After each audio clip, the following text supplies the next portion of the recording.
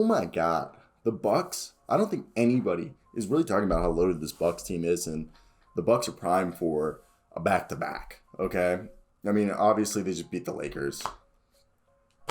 I'm not even want to talk about that. First off, shout out Khris Middleton for tying or breaking Ray Allen's record for most threes in Bucks history. So, round of applause. Want to hear your thoughts down below.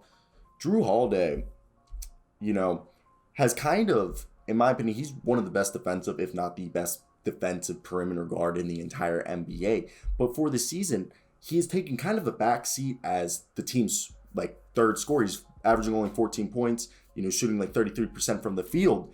And there's nothing wrong with that. I mean, he's still playing very efficient basketball, which is what matters, and this team is winning, okay? And I know the Bucks are like now like 500 and or just like a game away from 500, and this is a team that I know injuries has not helped them, but what I do believe is they're going to turn around and they are primed to make a back-to-back run. I'm not saying that they will, but they are primed.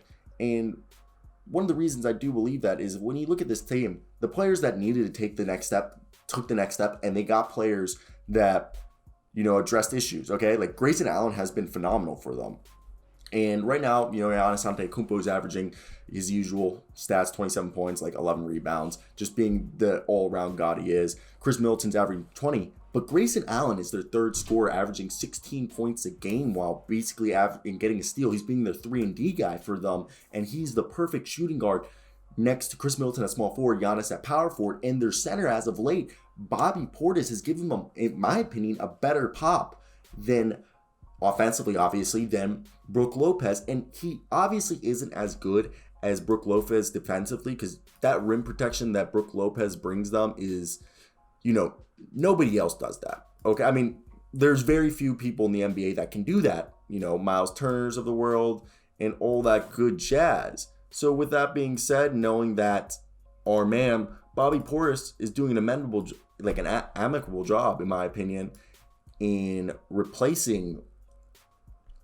the injured Brook Lopez, because people don't realize that Bobby Portis making up, like, scoring more is probably doing them a lot, okay?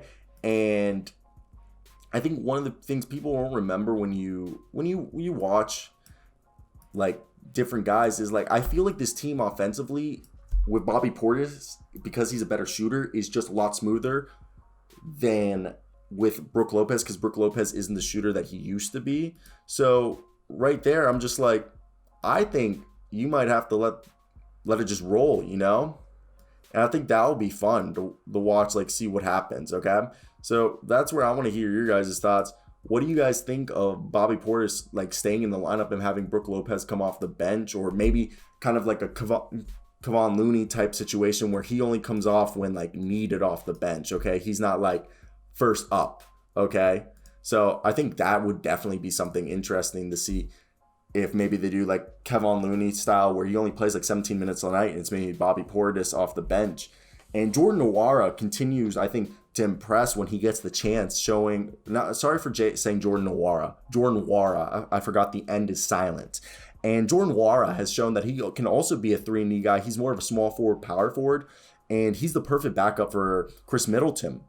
And then Pat Connaughton is their glue guy, dropping 16 points, but Pat Connaughton is just showing that this year, shooting 38%, what he's able to do with his athleticism, being able to guard any wing, any guard, and even some power forwards. George Hill continues to, do George Hill things. I just think this team is loaded, and people forget that, like, basically, Sheme Ojale, he can guard a bunch of people, so can Thomas, and same thing with Pat Connaughton and Jordan Nwora, sorry for saying that.